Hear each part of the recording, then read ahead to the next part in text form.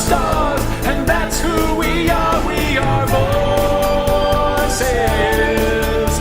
There's nothing to fear. Explode in your rear. Feel our voices.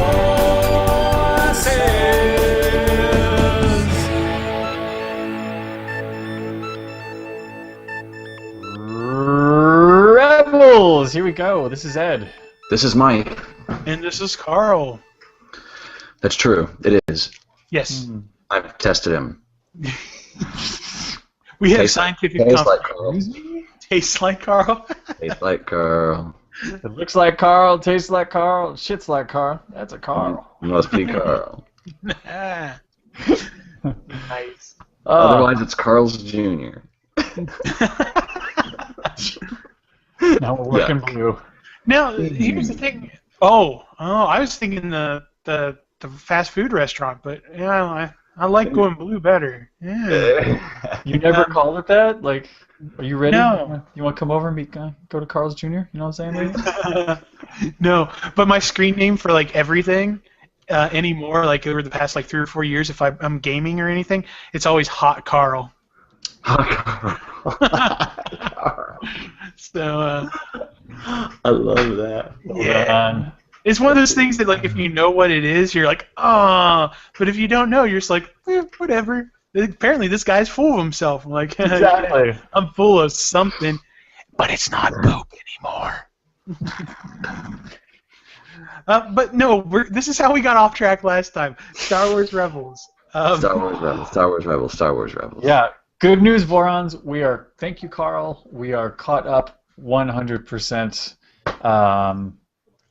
So even the most recent episode, which is, I don't know, it's pretty cool. Pretty exciting to. Yeah. So what? 4 episodes altogether that we've seen now. Yeah. Including the premiere movie thing. Yeah. Which I'm calling episode 1 just to eliminate any confusion, because I know there's going to be some people like, that's not episode 1. No, Spark of the Rebellion, we're referring to it as episode 1 of the series just for the sake of convenience. So. Well, we know that fucked me up last week, so I'm going to go with your system. Yeah, that's just the easiest way to go. Yeah. So now that you're all caught up and you've seen how it starts, what did you think this time around, Ed?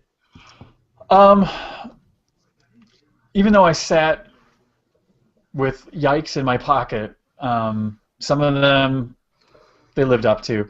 Overall, I would say that I feel it's going to be a lot better series than Clone Wars. I feel like they learned a lot from not necessarily past mistakes. I mean, one can say that it's hard to argue with success, and by all means, Clone Wars was a successful show. Mm-hmm. But the thing that I found, I don't know if I should get this deep right now, but I don't know. I mean, it's good. It's good. I'm not going to say it's my favorite. It's not giving me everything that I want out of Star Wars, but I think one reason that I'm cool with that, and now I'm going to go back to my first point, which is they finally decided on their audience, and the audience is kids. Mm-hmm. Where Clone Wars was just, it seems like when the dialogue was shitty, hey, it's for kids, so lighten up. But when it got really violent and awful and scary, well, then it's for grown-ups. And I really didn't like that at all. I just thought it was a really dumb show that they spent a lot of money on and tacked Star Wars onto. Mm-hmm. Where this time around, the action, the dialogue, the storylines, pretty much everything just says, don't take it too seriously, it's for kids. I don't know if I completely agree with that, though, because, I mean, if you get to, like, the last episode that we just saw, the one with the Jedi training, I mean, I thought that was kind of a dark, when you break it down, it was kind of a dark episode, because first off, the indiscriminate killing of clone troopers has carried over from Clone Wars over to the Rebels, where they'll just kill any motherfucking stormtrooper like that's his job. One difference. What's that? The Clone Wars, we get to see their faces, they get names, they're good guys, so they become people in helmets. The stormtroopers rarely speak. When they speak, they never get killed. They get, like, thrown into walls or knocked around, but they'll just be running around like droids, and you'll hear, like, you'll hear helmet chatter, Uh-huh. They won't say a fucking word. That means they're gonna die. I didn't even notice that. That's a good catch. Yeah. Yeah, you have to dehumanize them for the kids. Because I Yeah. remember when I was growing up, there was a guy whose mom wouldn't. What was her deal? I don't know. There was something about like every other toy line was really violent. Star Wars was okay because they only shot at the stormtroopers because they didn't look like people. That's And strange. That's all that mattered to her. Like, But that's the same sort of mentality that gets you like racism and like Nazism. It's like, oh, it's okay to shoot at someone as long as they don't look like you. Right. That's exactly. There's ways to put Band-Aids on. It'll what appeases you. Yeah, and that's been going on for centuries. It's a slippery slope. The It really Huns is. are going to come for our women, and they're going to rape them, and they're going to eat your babies, because that's what they do. They eat babies. Flash to the Huns. We're going after them because they're run by the Jews, who are going to rape our women, and they're going to eat our babies. It's like the same shit for centuries and millennia. Yeah. Everybody over there is a monster that's going to rape and eat babies. Exactly. So yeah, this cartoon. Yeah, but I also, like, on top of the indiscriminate death of stormtroopers, they also had the dead body of a Jedi Master that they were using for bait, which was... Okay, that was really creepy. That was super fucked up. It was... but it's... I don't know, like... I'm impressed with it. It's better than I thought it was going to be. But like you said, it still definitely has those really kid moments. But for me, it's easier to overlook them because, I don't know, I guess it just feels more Star Wars. I think it really helps that they've narrowed the scope of it. Because that's one thing that you always got with the original trilogy was there was this big galactic civil war going on. There was lots of politics. There was lots of war and all this bad stuff going on. But you only saw it when it was directly affecting like this small group of people. The story was about them and not the grander events going on around them. And you're getting that with the Rebels, where everything's kind of small. You start out localized, There's like, oh, there's some little Scottish kind of imperial officer with mutton chops that's like the regional sergeant of this area, and they're like, okay, this is our bad guy, and it's like, oh, now we've got the attention. Oh, there's a Jedi. Here comes the Inquisitor. So it's like every few episodes they're kind of upgrading the villains. Like, so they're starting off small and they're growing big, kind of like what they did in the original trilogy, where you had this like farm kid. It's like has a couple runaway droids, and next thing you know, oh shit, stormtroopers, oh shit, Darth Vader, oh shit, Death Star. It's like you gotta run up to it, and if you just drop, like if Darth Vader just showed up in the first scene and was fighting these guys, you'd be like, bullshit, I'm out, done. But the fact that they're ramping up, like they're just these kind of small time guys that are just causing trouble. They're not even part of the rebellion or anything like that. The rebellion's not a thing. Yeah, I wanted to talk about that. Maybe we could save it for later. I don't know. It's hard to judge exactly or gauge exactly what time period this is, because obviously the Empire is established. We have very familiar armor and ordnance. Great redesign, I don't know, of one of my childhood favorite toys, which is the troop transporter. So someone loved it enough to bring that back, give it an upgrade. That toy's coming out soon, FYI. So that's been getting a lot of airtime, which is really cool. Mm-hmm. I actually feel like they brought in the Inquisitor too soon. I think so also, but I just like the fact that they didn't show him in the first episode. I mean... No, I agree, but, we had Mutton Chops talking to him. Ian McMutton was talking to him a little bit, and I was concerned about them bringing him in too soon, because then it becomes another Cad Bane thing of, oh, look, another bad guy. Isn't he bad? Don't you think he's evil? Can't you wait to fight him? Because he's bad! By the toy. And that's what the Clone Wars kept doing. And now we've got the Inquisitor. His toy's already out. And so the fourth episode, here he comes. And it's also conflicting because in the preview for his character, they said he's not Sith. Like, well, he sure is knowledgeable, and he's using fucking Force powers. He's not just swinging a lightsaber. Which one is the Inquisitor? Just update. Mikey's the one who hasn't seen this. However, I've been looking at the toys. Mike's on it. He's the one that has the face that's textured like a wife beater. He's from Utapau then. He's that Utapau guy. Yeah. All right, so he's the got Inquisitor, maybe double saber. and he's got a saber, so he is Sith. Now, where in time are they?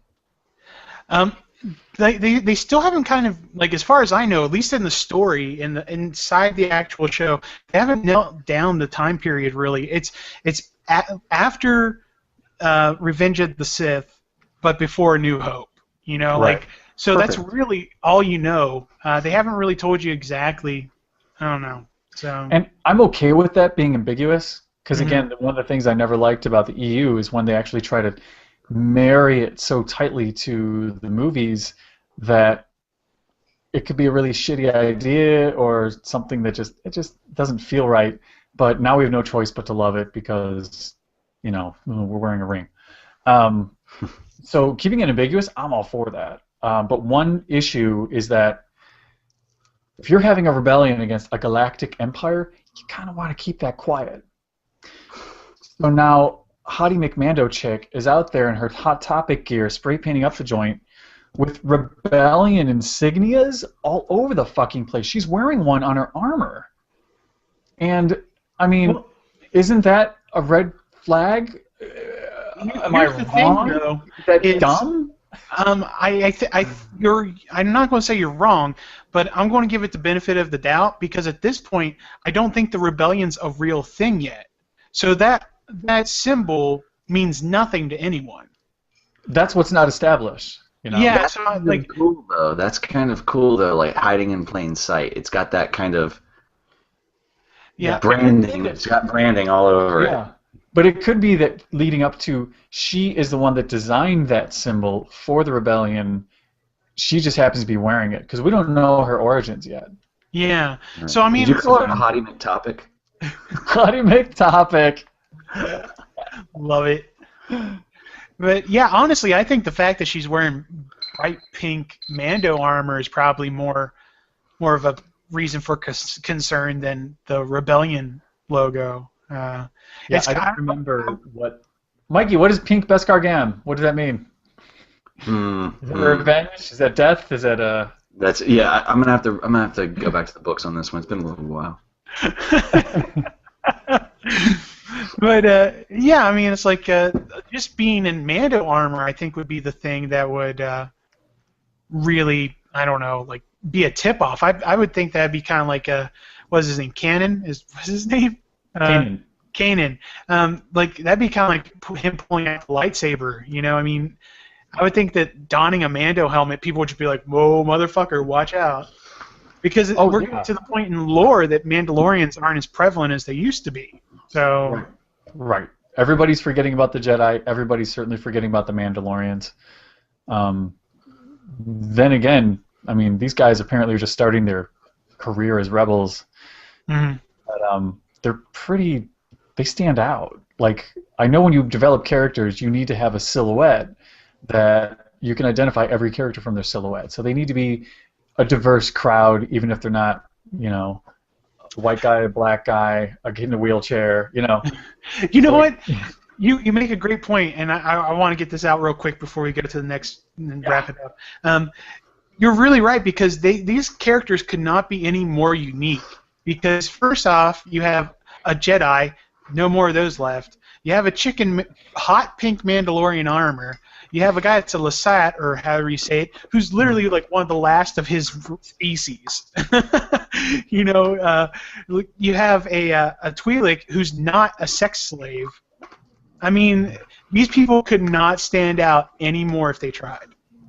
Yeah, I don't think it should be hard to put out an APB on them on the, you know, Imperial Holonet.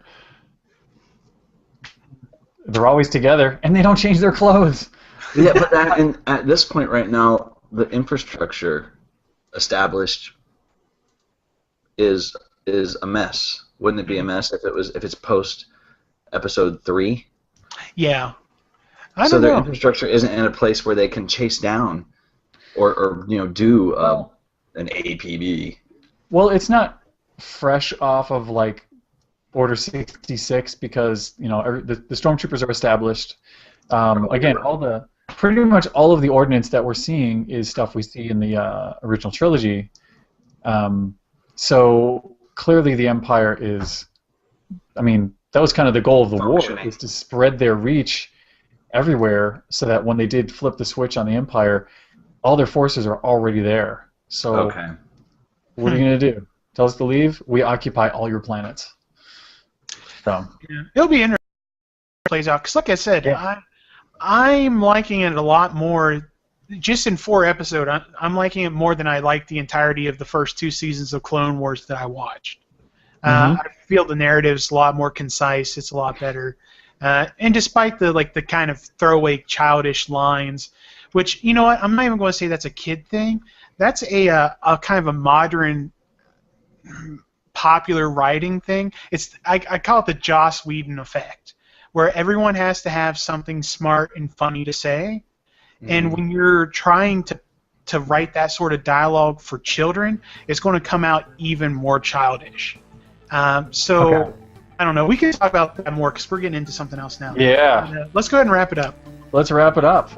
Cool. So we'll be back tomorrow on Thursday. We got more Rebels. We're going to talk about characters and all that stuff, and get into some of their toys, which are out and have been out. And what else? And then Friday, of course, we're gonna have we have 1 Republicom right now, and whatever time's left, more Rebels. So come back tomorrow. Meantime, if you're up late, cruise on over to Facebook, and we've got a great Voice of the Republic group going on there. Don't know what Facebook is? All you know is what we tell you right now on this internet. Then you can go to www.vorradio.com, and we'll have links to past shows, the YouTube channel, iTunes, Facebook, and ways to get in touch with us because we want to hear from you. Let us know what you think. That's it. Word. Cool. So, till tomorrow, may the Force With That ass. God damn it.